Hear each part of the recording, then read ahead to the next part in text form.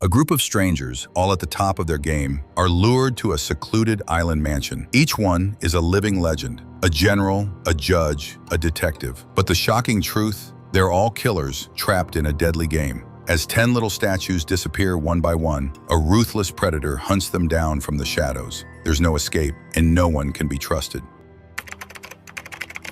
The story kicks off with a woman named Vera, lost in thought. She's remembering an old memory of herself with a little boy. The two of them are standing by the ocean. The next day, we see Vera with a recruitment office guy, and we learn she got a letter from him about a secretarial job at a rich guy's mansion. His name is Owen. The guy tells her that Owen's mansion is on an island called Soldier Island. He also tells her the island used to belong to a famous Hollywood actor, but Owen bought it from him. The only way on or off the island is by boat. The guy gives her 2 months' salary up front to take the job. Vera asks for some info on Owen and his wife, especially since his wife was the one who requested her. The recruiter tells her he's never met them and only communicates with them through letters. He also says Owen's wife specifically asked for Vera because of her skills and education. So Vera accepts the job because she's in serious need of cash. After Vera leaves, we see the recruiter's secretary writing letters to other people to go work for Owen. These people are Amy, who Owen's wife requested to be a housekeeper, Dr. Edward, whom Owen requested to take care of his and his wife's health, Lawrence, a retired judge whom Owen invited to the mansion for legal advice, Tony, a young guy whom Owen and his wife invited to a private party at the mansion, Davis, a former police detective whom Owen requested for his expertise in protecting the mansion, Philip, a mercenary hired by Owen to be his personal bodyguard, and finally, General Mack, a retired general whom Owen invited to use his expertise in managing the mansion's operations. The next day, Vera takes a train to the harbor where she'll catch a boat to the island. Philip is on the same train. Vera notices him staring at her and he clearly finds her attractive, but she gets annoyed and moves to another seat. As she walks, she passes Davis, who's standing between the train cars. She ends up in a cabin where Lawrence is sitting. Soon the four of them get to the harbor and meet the boatman. He tells them he's the only one who goes to the island. He also says he just came back from dropping off a young man and an old lady, referring to Amy and Tony. That's when Max shows up and they all meet. Philip doesn't bother to tell them what he does for a living. He just introduces himself by name. Just before the boat takes off, Edward shows up, having driven to the harbor, and they all get on the boat to head to the island. When they get to the island, they're met by Tom and his wife, Ethel, who work as servants at Owen's mansion.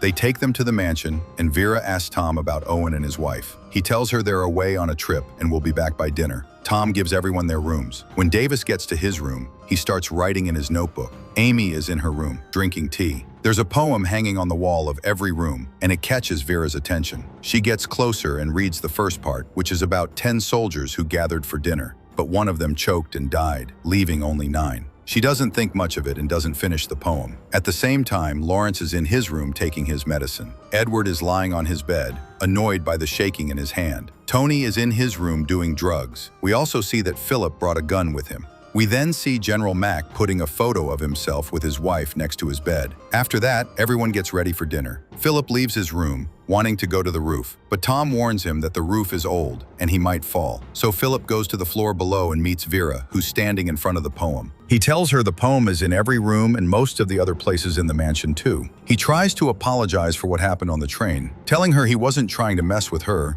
but was just showing his admiration. But Vera still doesn't give him any attention. Later, everyone gathers for dinner. Amy and Tony join them and introduce themselves. While they're sitting, they notice there are 10 small statues on the table. Vera tells them the statues represent the 10 soldiers in the poem that's hanging in all the rooms. As Tom serves them, Amy asks him about Owen and his wife since they're late.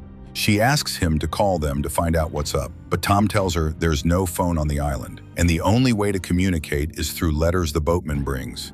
He says it looks like Owen and his wife won't be coming tonight because it's so late and they'll have to wait until the next day to see if the boatman brings a letter or if they come with him. Tony gets annoyed and says he came to the mansion because he was told there would be a special party, and since he loves parties, he accepted Owen's invitation. But now he doesn't see anything to suggest a party is happening. He asks Tom to tell the boatman to keep an eye on his car, which is parked at the harbor. This makes Edward remember the guy who was driving his car so fast next to him that he almost got into an accident. He realizes that person was Tony and yells at him, telling him to apologize for his reckless behavior. But Tony tells him he was driving at his usual speed, and it's not his fault the car in front of him was going as slow as a turtle. Tony keeps making fun of Edward's driving, which makes Edward angry. He curses and gets ready to fight, but Lawrence and the others step in to calm them down. After dinner, the men sit together and talk while Vera and Amy sit by themselves and drink coffee. Suddenly, they hear a mysterious voice over a loudspeaker in the mansion, telling them they're all guilty and have committed a crime. The voice accuses Edward of killing one of his patients named Louisa, Amy of killing a girl named B, and Davis of killing a prisoner named James. Vera is accused of killing a boy named Cyril, and Philip is accused of killing 21 people in Africa. Mac is accused of killing one of his officers, named Henry, and Tony of killing 2 kids while driving his car too fast. Judge Lawrence is accused of wrongly convicting a man named Brad and sentencing him to death. Finally, Tom and his wife are accused of killing the lady they worked for. Everyone gets freaked out and runs to the room the sound came from. As they're running, they hear Ethel screaming. Tom leaves them and goes to check on her. Philip breaks down the door to the room, and they all find a record player with a loudspeaker. Nobody understands what's happening or who recorded the record, so they wait for Tom to come back and ask him. He shows them a letter from Owen, telling him he's never met any of them and that he should play the record during dinner. Tom tells them if he had known what was on the record, he would never have played it, especially since his wife was also accused of murder. Tom says the lady he and his wife worked for was a good person, and they would never kill her. He says they served her until she died of natural causes. But it turns out Tom is lying. He actually killed the lady he worked for because he was greedy for her money, and his wife just watched without trying to stop him. At that moment, everyone starts denying the crimes they're accused of. Edward says Louisa was his patient, and her surgery was very difficult. She died during the operation, not because of it. And in cases like that, people always blame the doctor. Max says Henry was one of his best officers, but died in a battle. Judge Lawrence says he sentenced Brad to death only after seeing the evidence and being sure of his guilt. Davis says James was a prisoner of his, who was a drug addict and mentally ill, and died in his sleep. Vera says she was the little boy Cyril's nanny. One day they went to the beach together, and Cyril went swimming without telling her. He drowned, and she tried to save him but couldn't because the waves were too high. There, Amy says Bree was her maid, an orphan whom she took care of. But B got pregnant out of wedlock and asked Amy for help. Amy refused and kicked her out of the mansion. Later, Amy found out from the newspaper that B killed herself by jumping in front of a train. Suddenly, Philip admits to killing 21 people in Africa. Everyone gets angry and starts to confront him, but he tells them he's brave enough to admit his crime and that he's sure all of them are lying and nobody is telling the truth. He tells them he's not the only one who kills people in Africa, and that he did it to steal diamonds, just like all the European gangs do. Then Tony gets scared and also admits to his crime. He says he did hit 2 kids with his car while they were crossing the street at night. He says it was dark and he couldn't avoid them. As he's talking, he keeps drinking to calm his nerves, but suddenly he chokes and can't breathe until he falls to the ground and dies. Everyone is shocked by what happened. They take Tony's body to his room and find drugs in it, so they think he died from an overdose. They all go back to their rooms. That night, Ethel is sleeping in her room when she hears a knock on her door. At the same time, Tom is in the kitchen preparing a dish of kidneys and putting it in the fridge. We go to Edward, who's sleeping and dreaming about the day of Louisa's surgery. We learn that Edward was drunk the day of the surgery and insisted on doing the operation even though he wasn't in his right mind, and that's why Louisa bled out and died. Suddenly, Edward wakes up because Tom is knocking on his door, asking him to come and check on Ethel quickly. When Edward examines Ethel, he discovers she's been dead for hours. He leaves Ethel's room and finds Vera standing in front of him. She tells him that Ethel died a natural death, but Vera takes him to the dining room and shows him that the number of statues has decreased to 8, and the number of missing statues is the same as the number of people who have died. But Edward doesn't believe her.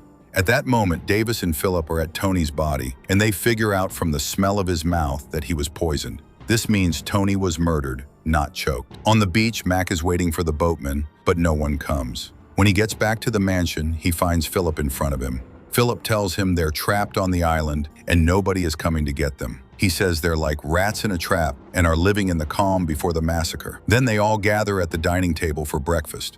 Vera notices that 2 of the statues are gone. She tells them the poem is coming true because it says the first soldier choked, just like Tony, and the second soldier died quietly in his sleep, just like Ethel. Since they found out Tony was poisoned, that means he was murdered, and she suspects Edward is the killer because he's the only one with a bag full of medicine. Edward gets angry and denies her accusation, but the others believe Vera and decide to search Edward's bag. They don't find anything but some tranquilizers that are not strong enough to kill someone. Edward gets mad and empties Vera's bag on the floor, so she gets searched too. He tells her not to cross him again and reminds her that he's a doctor and she's just a secretary. Lawrence tells everyone that what's happening isn't normal and asks them to pack their bags so they can leave the island as soon as the boatman arrives. When Mac gets to his room, he remembers something that happened years ago. We learn that Mac was shocked when he found a love letter from his wife in Henry's jacket. When Henry walked in, Mac took out his gun and killed him. Mac snaps out of his memory and goes to sit by the ocean. Vera finds him and asks if he's packed his bags. Mac tells her that none of them will leave the island and they have reached the end,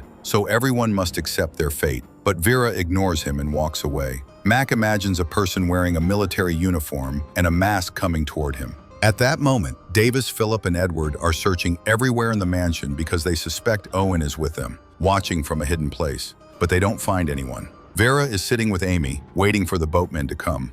Vera asks Amy if she feels guilty about B, especially since B asked her for help before she died, but she refused and kicked her out while she was pregnant.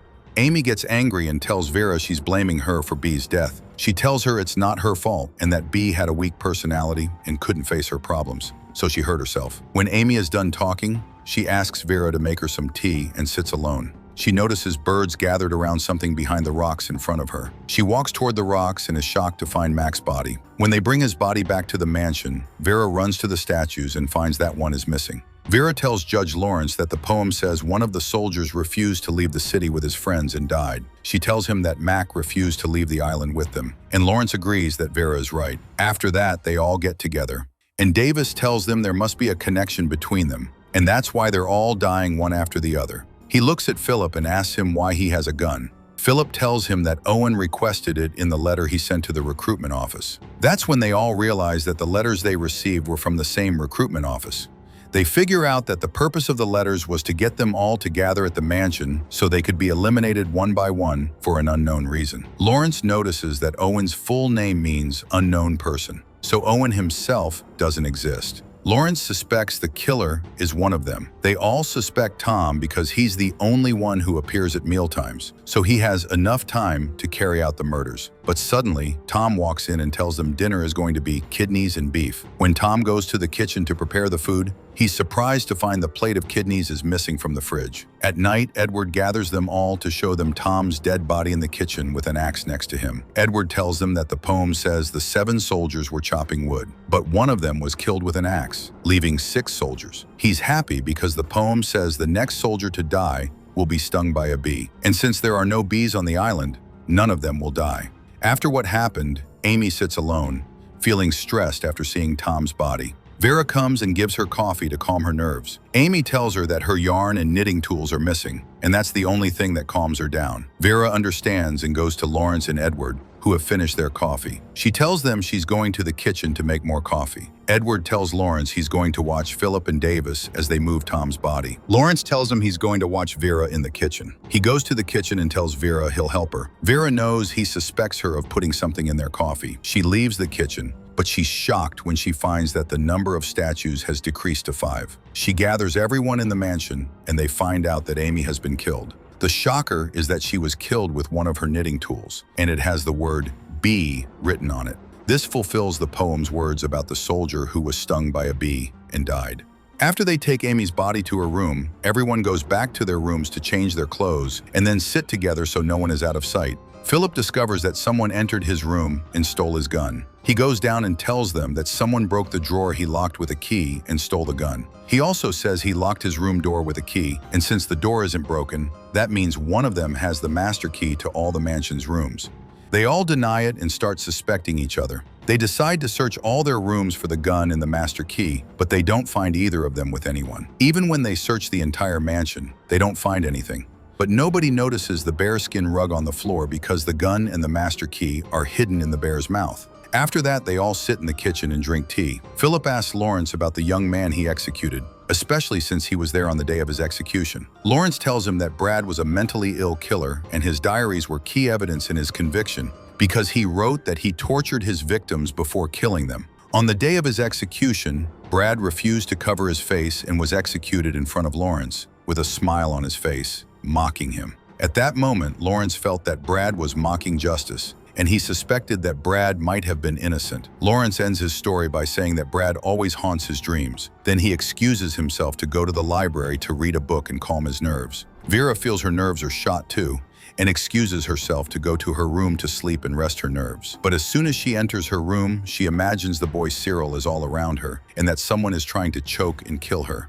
She screams, and Philip, Edward, and Davis rush to her room. After they check on her, Davis notices an iron hook in the ceiling in Vera's room. They all think the hook is for a chandelier and don't pay any mind to it. But suddenly they remember that Lawrence is missing. They all go to the library and find him dead from a gunshot to the head. They think he killed himself after stealing Philip's gun. They move his body to his room and go to the statues, where they find that one has disappeared, and there are only 4 statues left, the same number as them. At this point, they all start to think they're going to die, so they decide to have fun since they're dead anyway. They drink and dance, and after that, everyone goes back to their rooms to sleep. But Davis can't sleep because of his memories of the prisoner named James. We learn here that Davis went into James's cell and beat him to death. He snaps out of his memory when he hears his door open. He leaves his room and sees Edward running away from the mansion. He goes to Philip and tells him that Edward ran away. They suspect that Edward is the killer and decide to go after him. But before they go, Philip asks Vera to stay in her room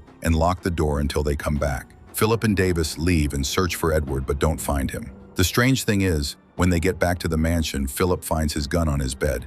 He gets confused, takes the gun, and goes to tell Vera and Davis. While they're talking, they discover that there are only 3 statues left. They realize that Edward was killed and his body disappeared, and that he didn't run away from the island. The idea that Edward is the killer no longer makes sense to them. At this moment, Davis breaks down and confesses that he did kill James in his cell. He cries and says he regrets what he did and is afraid of dying. Philip tries to calm him down and tells him that none of them will die. He tells them they can set fire to anything so the smoke can attract the attention of anyone around them, whether it's a boat in the sea or a plane. So they start to gather anything in the mansion that can be set on fire. When they're about to leave, Davis asks them to go on ahead and says he'll get something to protect himself, but suddenly he finds someone wearing a bearskin rug in front of him, and he attacks and kills him. After that, Philip and Vera notice that Davis is taking too long.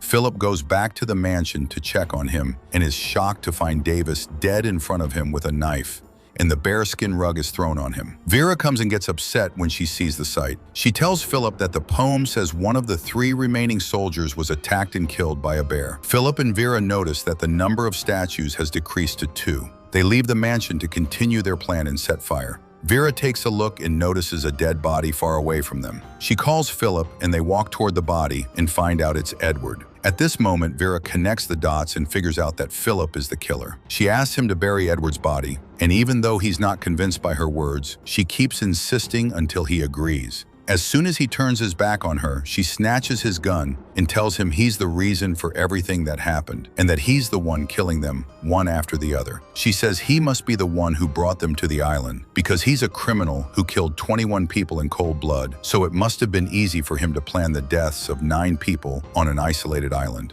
Philip gets nervous and tries to convince her that he didn't kill anyone. He gets closer to her and tries to take the gun, but she shoots him in the shoulder. As he backs away from her, she keeps shooting him with a gun and kills him. After that, she breaks down and starts screaming. We go back in time and learn that Vera used to be the nanny for the boy Cyril. She was sitting with his mom and they were talking. Vera learns that Cyril's dad died and left a large fortune. The inheritance was supposed to go to his mom and his uncle, whose name is Hugo. After his husband died, Hugo got close to her and proposed, but they discovered she was pregnant with Cyril, so all the money would go to Cyril. As for Hugo, he was looking for a rich girl to marry because he was in a lot of debt and his future would be destroyed because of it. If it weren't for Cyril, Hugo would have been rich and had enough money to pay off his debts. While they're talking, Hugo arrives and Vera likes him as soon as she sees him. He also likes her. After that, Vera decides to kill Cyril so her lover, Hugo, can inherit the money and his life can get better. She takes Cyril to the beach alone, where she keeps encouraging him to go swimming by himself. Cyril is fooled by her words and goes in.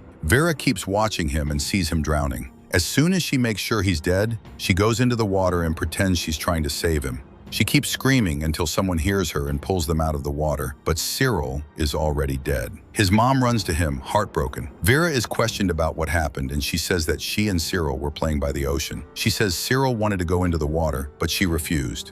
However, he took advantage of a moment when she wasn't looking and ran into the water. She says she ran after him as fast as she could, but failed to save him. After the interrogation, Hugo talks to Vera, and she's shocked when he tells her he suspected she killed Cyril. He says that after hearing her statement, he's sure she let him drown. He says he saw her running when they were playing with Cyril, and that she can run very fast and could have saved Cyril when he went into the water. He tells her he knows she did it, so he could inherit the money and get rich. But he tells her that he also loves Cyril and his heart is broken because of his death. He asks her to leave and never come back because he can never live with someone who killed an innocent child. In the present, Vera wakes up and finds herself on the floor. Suddenly, she imagines Cyril in front of her. He takes her hand and walks her to the mansion. He takes her to her room, and she finds a hangman's noose on the ceiling with a chair under it. Vera gives in to the idea to make up for her sin, but suddenly Lawrence walks into the room. Shocked, she tries to get off the chair, but the chair slips from under her feet, and she's left with her toes on the chair so she won't die. Lawrence tells her that he was behind everything, and that he's the killer they were looking for from the beginning. He tells her that the poem says the last 2 soldiers, one of them got sunstroke on the beach, and the last soldier who was left decided to hurt himself. Vera asks him why he did all this, and Lawrence tells her he was affected by the story of the killer he sentenced to death. He says he felt guilty after sentencing him because he realized the killer didn't deserve that punishment. Lawrence tells her he has cancer and is going to die, so he decided to atone for his sin by killing the real criminals who were never caught and brought to justice. He tells her he used his authority to investigate all the murder cases the police were investigating and found that every one of them was guilty, but there wasn't enough evidence, so he decided to deliver justice himself. Vera asks him how he's alive when they saw his body. He tells her that the blood and gore on the wall were just a piece of the kidneys that went missing from Tom's fridge. He says they were satisfied with Edward's word when he examined his body and told them he was dead. He tells her that he and Edward agreed to fake his death so Lawrence could search for the killer without anyone knowing. But Edward didn't know that Lawrence was the killer. Vera begs him to help her and untie the rope from her neck. She tells him they can blame Philip, and she'll be a witness for him. She tells him she's good at acting and deceiving people, so the police will believe her just like they believed her in Cyril's case. But Lawrence refuses and tells her that the crime is now complete for the police. He tells her he'll kill himself after she dies. When the police come, they'll think she killed herself after killing everyone else, and her fingerprints on the gun will confirm that she's the killer. Vera tells him that the gun is out of bullets because she used them all on Philip and killed him, but Lawrence doesn't answer her. He gets up, gets closer to her, and pulls the chair from under her feet. He watches her die. Before he leaves the room, he tells her she forgot something. He tells her she forgot to count the bullet he was supposed to use on himself when he faked his death in front of them. After that, he leaves the room and goes to the dining room, where he sets up the crime scene. It shows that he put the 10 statues back on the table. He takes the gun with a tissue and puts the last bullet in it. He kills himself. Lawrence made sure to account for his body's reaction after death because the gun falls on the table toward the chair in front of him. With this, Lawrence has carried out his plan and delivered justice himself, and he was able to punish every criminal who didn't get their fair share. That was the end of our story. If you want to see the next adventure, subscribe to 7 Recap and hit that bell.